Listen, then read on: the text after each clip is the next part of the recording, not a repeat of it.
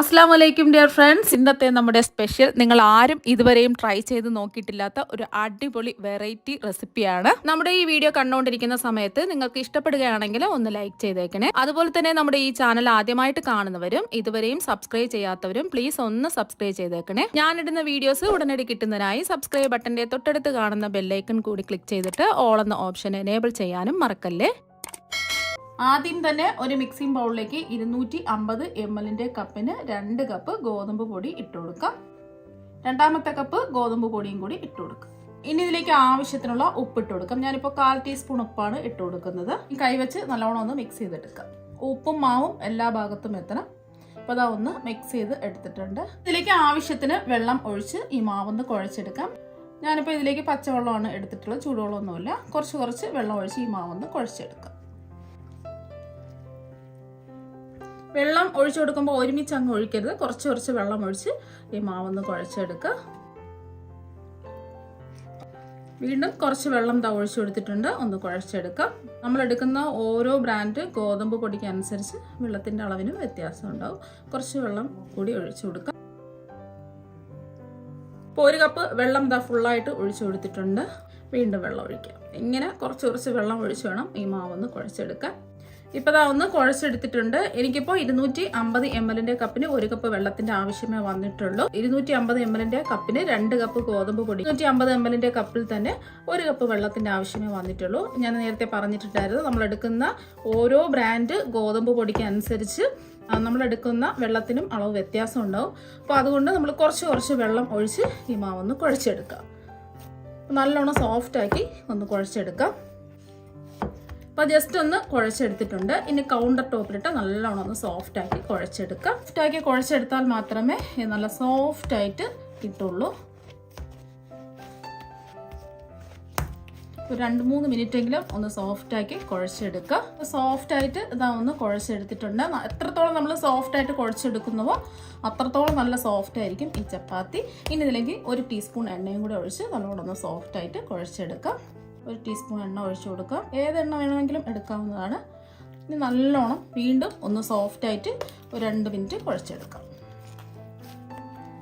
കുഴച്ചെടുത്തിട്ടുണ്ട്. മാവ് നല്ല സോഫ്റ്റായിട്ട് കിട്ടിയിട്ടുണ്ട്. നമ്മൾ എത്രത്തോളം സോഫ്റ്റായിട്ട് മാവ് കുഴച്ചെടുക്കുന്നുവോ അത്രത്തോളം നല്ല സോഫ്റ്റും നല്ല പൂ പോലെ ഇരിക്കും നമ്മൾ തയ്യാറാക്കുന്ന ചപ്പാത്തി.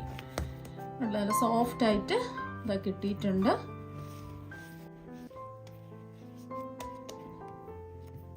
ഇനി നമ്മൾ ഉരുട്ടിയെടുത്ത മാവ് ഒരു ബൗളിൽ വെച്ച് കൊടുക്കാം. കുറച്ച് സമയം ഇതൊന്ന് റെസ്റ്റ് ചെയ്യാൻ വേണ്ടിയിട്ട് മൂടി വെച്ച് കൊടുക്കാം. മാവ് കുറച്ചും കൂടെ ഒന്ന് സോഫ്റ്റായി കിട്ടും. നമ്മൾ മാവ് മൂടി വെച്ച് റെസ്റ്റ് ചെയ്യാൻ വെച്ചിട്ട് ഒരു 10 മിനിറ്റ് ആയിട്ടുണ്ട്. ഇപ്പം മാവ് കുറച്ചും കൂടെ ഒന്ന് സോഫ്റ്റ് ആയിട്ടുണ്ട്. 1 മിനിറ്റും കൂടി ഒന്ന് കുഴച്ചെടുക്കാം.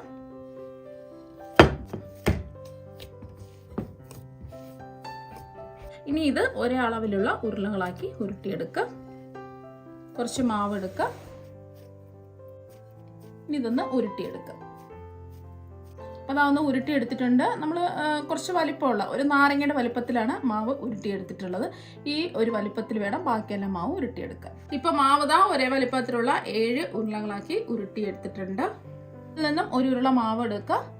ഇതുപോലെ ഗോതമ്പ് പൊടിയിൽ ഒന്ന് ആക്കിയെടുക്കുക. ഇനി ഇതൊന്ന് പരത്തിയെടുക്കാം.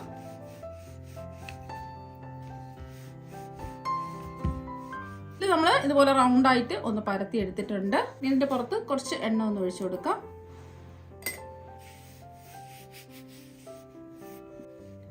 എണ്ണ ഒന്ന് ആക്കി കൊടുത്തിട്ടുണ്ട്. ഇനി ഇതൊന്ന് മടക്കി കൊടുക്കാം.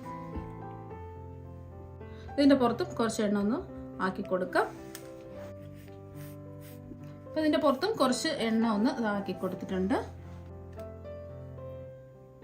വീണ്ടും ഇതാ ഇങ്ങനെ ഒന്ന് മടക്കി കൊടുക്കുക. ഈ രീതിയിൽ വേണം ചെയ്തെടുക്കാൻ വേണ്ടിയിട്ട്. ഈ രീതിയിൽ ഒന്ന് മടക്കിയെടുക്കുക. ഇനി പൊടിമാവിലിട്ട് ഒന്നാക്കിയെടുക്കാം.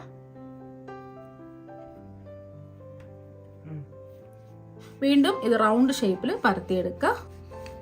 തിരിച്ചു മറിച്ചു വിട്ട് പരത്തിയെടുക്കുക. എല്ലാ വശവും ഒരേ കനത്തിൽ മെല്ലെ ഒന്ന് റൗണ്ട് ഷേപ്പായിട്ട് പരത്തിയെടുത്തിട്ടുണ്ട്. ഈ ഒരു കനത്തിൽ വേണം പരത്തിയെടുക്കാൻ. ഒരു ഉരുള മാവ് എടുക്കുക. എല്ലാ ഭാഗത്തും ഇതുപോലെ ഗോതമ്പ് പൊടി ആക്കി കൊടുക്കുക. ഇപ്പോൾ ഞാൻ ചെയ്യാൻ പോകുന്നത് രണ്ടാമത്തെ മെത്തേഡാണ്. സ്ക്വയർ ഷേപ്പിലാണ് ഇത് പരത്തിയെടുക്കുന്നത്. ആദ്യം നമുക്ക് റൗണ്ടായിട്ട് ഒന്ന് പരത്തിയെടുക്കാം. കനത്തിൽ ഇതാ പരത്തിയെടുത്തിട്ടുണ്ട്. ഇനി കുറച്ച് എണ്ണ ഒന്നാക്കി കൊടുക്കാം. എല്ലാ ഭാഗത്തും ഒരുപോലെ ഒന്ന് എണ്ണ ആക്കി കൊടുക്കുക. എണ്ണ ഒന്ന് ആക്കി കൊടുത്തിട്ടുണ്ട്. ഇനി ഇതൊന്ന് മടക്കി കൊടുക്കാം. രണ്ട് സൈഡും ഒരേ അളവിൽ വേണം മടക്കി കൊടുക്കാനായിട്ട്. ഇവിടെ മടക്കിയ ഭാഗത്തും കുറച്ച് എണ്ണ ഒന്ന് ആക്കി കൊടുക്കാം. ഈ ഭാഗവും ഒന്ന് മടക്കി കൊടുക്കാം, തടവി കൊടുക്കാം. ഇനി ഇതൊന്ന് മടക്കി കൊടുക്കാം. ഈ മടക്കിയ ഭാഗത്തും കുറച്ച് എണ്ണ ഒന്നാക്കി കൊടുക്കുക. ഈ ഭാഗവും ഒന്ന് മടക്കി കൊടുക്കുക. അപ്പോൾ അതാ ഒന്ന് മടക്കി എടുത്തിട്ടുണ്ട്. ഇനി പൊടിയിലിട്ട് ഒന്ന് കോട്ട് ചെയ്തെടുക്കാം. ഇനി ഗോതമ്പ് പൊടിയിലിട്ട് ഒന്ന് കോട്ട് ചെയ്ത് എല്ലാ ഭാഗത്തും ഒന്നാക്കി കൊടുക്കാം. ഇനി ഇതൊന്ന് പരത്തിയെടുക്കാം. നമ്മളിത് പരത്തിയെടുക്കുന്നത് സ്ക്വയർ ഷേപ്പിലാണ്. നമ്മൾ ആദ്യം പരത്തിയെടുത്തത് റൗണ്ട് ഷേപ്പിലാണ്. നമ്മൾ എല്ലാ വശവും ഒരേ കനത്തിൽ ഒന്ന് പരത്തിയെടുക്കുക. ഇപ്പം ഇതാ ഒന്ന് പരത്തിയെടുത്തിട്ടുണ്ട്. ഒരുപാടങ്ങ് കനം കുറച്ച് പരത്തരുത്, ഒരു മീഡിയം കനത്തിൽ വേണം പരത്തിയെടുക്കാൻ. ഈ ഒരു കനത്തിൽ പരത്തിയെടുക്കാം. ഇത് നമ്മൾ പരത്തിയെടുത്ത ഓരോന്നും ചൂടാക്കി കിടക്കുന്ന തവയിലേക്ക് ഇട്ട് ഇതൊന്ന് ചുട്ടെടുക്കാം. Flame medium to high flame വെക്കാം. ഇതുപോലെ കുമിളകൾ വരുന്ന സമയത്ത് ഇതൊന്ന് തിരിച്ചിട്ട് കൊടുക്കാം.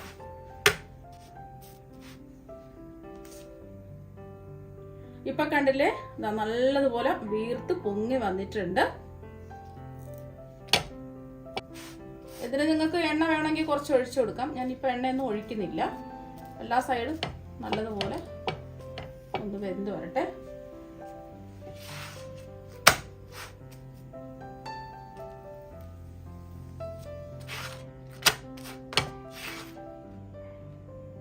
സ്റ്റെപ്പ് പരത്തിയെടുത്താണ് സ്ക്വയർ ഷേപ്പിൽ.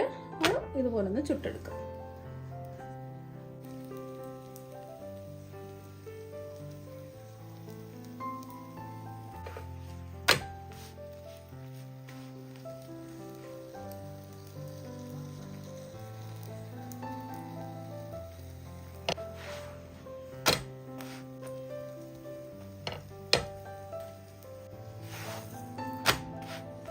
ചുട്ടെടുത്തിട്ടുണ്ട്. നല്ല സോഫ്റ്റ് ആണ്, നല്ല ലെയറോട് കൂടി ഇരിപ്പുണ്ട്. ഇത് നമ്മൾ സ്ക്വയർ ആയിട്ട് നമ്മൾ ചുട്ടെടുത്തതാണ്. കണ്ടില്ലേ, നല്ല സോഫ്റ്റ് ആയിട്ടാണ് ഇരിക്കുന്നത്. ഉള്ളൊക്കെ നല്ലോണം വെന്ത് വന്നിട്ടുണ്ട്. നല്ല ലെയറോട് കൂടി ഇതാ കിട്ടിയിട്ടുണ്ട്. ഇപ്പൊ കണ്ടില്ലേ, നല്ല ലെയറോട് കൂടിയ ചപ്പാത്തി എല്ലാം എന്താ ഇവിടെ റെഡി ആയിട്ടുണ്ട്. നല്ല പഞ്ഞിക്കെട്ട് പോലെയാണ് ഇരിക്കുന്നത്. നല്ല ലെയറൊക്കെ കാണാൻ പറ്റുന്നുണ്ട്. നല്ല സോഫ്റ്റ് ആണ്, കഴിക്കാൻ വേണ്ടിയിട്ട് അടിപൊളി ടേസ്റ്റും ആണ്. ഇനി ഇതൊന്ന് മുറിച്ചും കൂടി കാണിച്ചു തരാം. കണ്ടില്ലേ, നല്ല പഞ്ഞി പോലെ തന്നെ ഇരിക്കുന്നത്. നല്ല സോഫ്റ്റ് ആണ് കഴിക്കാൻ വേണ്ടിയിട്ട്. ഇതുപോലെ സോഫ്റ്റ് ആയിട്ടുള്ള ചപ്പാത്തി നിങ്ങൾ ഒരു പ്രാവശ്യം ഒന്ന് ട്രൈ ചെയ്ത് നോക്കുക. തീർച്ചയായും നിങ്ങൾക്ക് എല്ലാവർക്കും ഇഷ്ടമാകും. അപ്പോൾ നമുക്ക് മറ്റൊരു വെറൈറ്റി വീഡിയോ ആയിട്ട് വീണ്ടും കാണാം. താങ്ക്